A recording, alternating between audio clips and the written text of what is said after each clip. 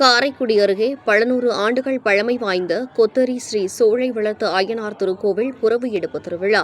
சிவகங்கை மாவட்டம் காரைக்குடி அருகே 1100 ஆண்டுகள் பழமை வாய்ந்த கொத்தரி ஸ்ரீ சோழை வளர்த்த அய்யனார் திருக்கோவில் புறவு எடுப்பு திருவிழா கொத்தரி 4 கரை வள்ளம்பர் நாட்டார்களால் அதிவிமரிசையாக கொண்டாடப்பட்டது. விழாவின் காப்பு கட்டும் நிகழ்வை தொடர்ந்து சாமி புறப்பட்டு பிள்ளையார் கூடத்திற்கு வந்து 11 நாட்கள் திருவிழா நடைபெற்றது. 10 நாட்களும் கலை நிகழ்ச்சிகள் நடைபெற்றன. மேலும் 10ஆம் நாள் திருவிழா அன்று 33 குதிரைகள் கொத்தரை 4 கரை வல்லம்பர் நாட்டார்களால் தூக்கப்பட்டு கோவிலை சென்றடைந்தது.